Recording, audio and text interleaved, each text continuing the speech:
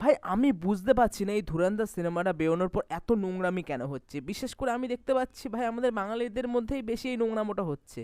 ধুরন্ধর cinema দেখেছে, তোরা দেখতেই কেন গেছিস? তোদের প্রবলেম হয়েছে প্রথমত, প্রবলেম নাকি একটা এজেন্ট তোমার পাকিস্তানে ঢুকে যাচ্ছে বালুচিস্তানের লোক সেজে, এবং তার গলায় লকেট পরা হয়ে গেল সে পাকিস্তানি বা বালুচিস্তানের লোক। কিন্তু কিভাবে পসিবল, এটা লোকেদের প্রশ্ন। ভাই তোরা সিনেমাটা প্রথম কথা কেন দেখতে গেছিস তোদের যখন এত প্রশ্ন?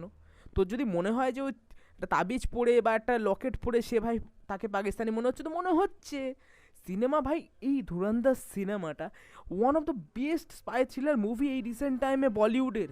ভাই এই যারা এই জিনিসটা নিয়ে ট্রোল করছে না, তাদের কোন সিনেমা দেখানো উচিত জানো?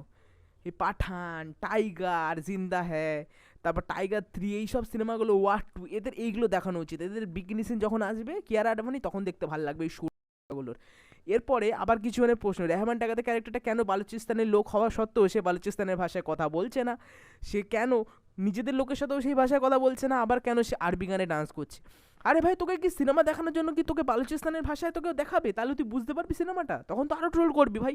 হিন্দিতে দেখানো হয়নি, বালুচিস্তানের ভাষায় বলছে। ভাই এই হিপোক্রিট না মারা দেওয়া উচিত ভাই।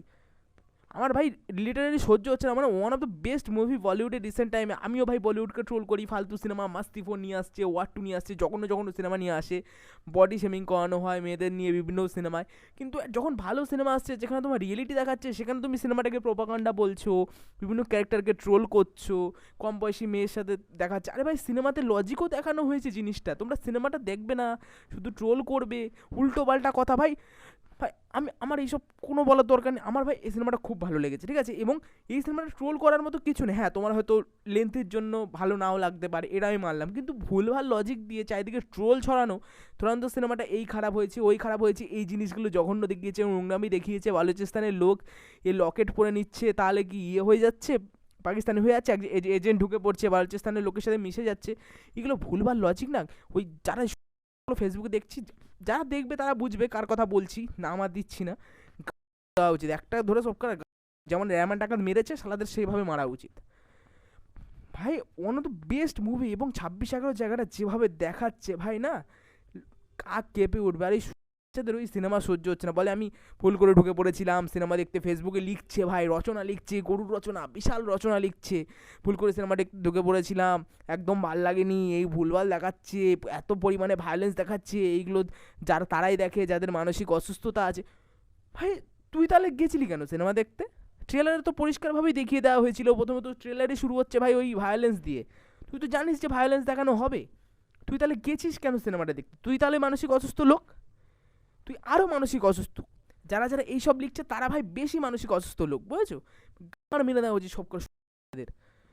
প্রথম কথা ভালো লাগেনি, ভালো লাগেনি, ঠিক আছে, তুই একবার লিখবি, তুই 50বার হ্যাক ছড়াচ্ছিস কেন ভাই? আর এই যেই জিনিসগুলো নিয়ে লিখছে না, সেইগুলো কোনো ভাই লজিকে দাঁড়ায় না। সিনেমা ভালো লাগেনি সেটা বলা যায়, কিন্তু এই যে ঢুকে পড়ছে, গলায় লকেট পরলেই সে পাকিস্তানি হয়ে যাচ্ছে, বালুচিস্তানের ভাষায় বলছে না, এগুলো কোনো লজিক হয় না। তাহলে তো ভাই থ্যানোসও তাহলে এলিয়েন ভাষায় বলা উচিত ছিল অ্যাভেঞ্জার সিনেমায়। হ্যাঁ, তাহলে যে তোমার এই আভাতার সিনেমাটা যেটা থার্ড পার্টও বের হবে, অ্যাভাতার ফায়ার অ্যান্ড অ্যাশ বলে, তারা সালা সেই এলিয়েনগুলো তাহলে হিন্দিতে কেন কথা বলছে, বা ইংলিশে কেন কথা বলছে, বা তামিলে কেন কথা বলছে? তাদেরও তো ভাই এলিয়েন ভাষায় কথা বলা উচিত। তাহলে আমরা গিয়ে ট্রান্সলেট করে করে খাতা পেন্সিল নিয়ে যাবো, বুঝে লিখবো।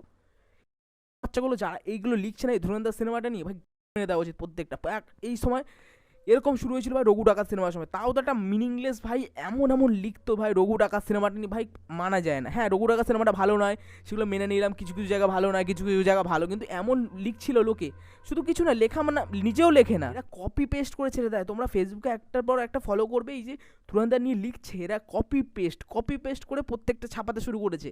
কারণ পেজে রিচ যাবে, এদের তো ভাই কোনো কাজ নেই, এরা ভুলভাল জানে, নেগেটিভিটি ছড়ালে আমার পেজে লাইক যাবে, ফলোয়ার্স বাড়বে, এদের কোনো কাজ নেই, এরা এইভাবে ট্রোল ছড়াচ্ছে। যেখানে 90% মানুষের ধুরন্ধর সিনেমাটা ভালো লাগছে, ভালো রেসপন্স পাচ্ছে, আবার সেখানে কিছু কিছু জায়গায় এই সিনেমাটাকে নিয়ে ভাই পলিটিক্সে ঢোকানো হচ্ছে, বলছে প্রোপাগ্যান্ডা ছড়াচ্ছে এই সিনেমাটা, একটা সরকারের হয়ে কথা বলছে আর একটা সরকারের বিপরীতে কথা বলছে। আরে সিনেমাটাকে সিনেমার মতো দেখো না,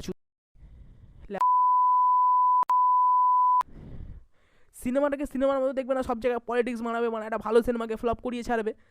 লোকে মানে পছন্দ হচ্ছে সিনেমা সেগুলো দেখবে না, যেগুলো মানে ভালো ভালো সিনেমা, সুপারভাইজার, মালেগা, হোম বাউন্ডের মতো সিনেমা বেরোচ্ছে, সেই সময় মানে কুলু পেতে থাকে মুখে কাছে। তোরা তোদের মানে কি দরকার জানিস, তোরা মানে মাস্তি ফোর দেখ,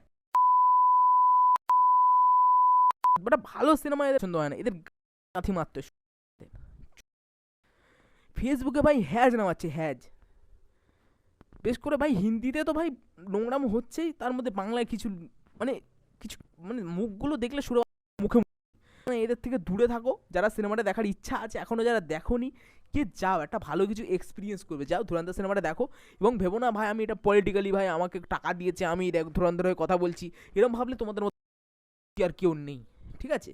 যাদের পছন্দ হয়েছে সিনেমাটা গিয়ে দেখো। আমার মনে হয় এগুলো নিয়ে প্রচণ্ড ট্রোল হচ্ছে, কথা বলা দরকার আমার মনে হলো এই তোমাদের কি মনে হয় নিশ্চয়ই কমেন্ট করে জানিও। ব্যাস টাটা।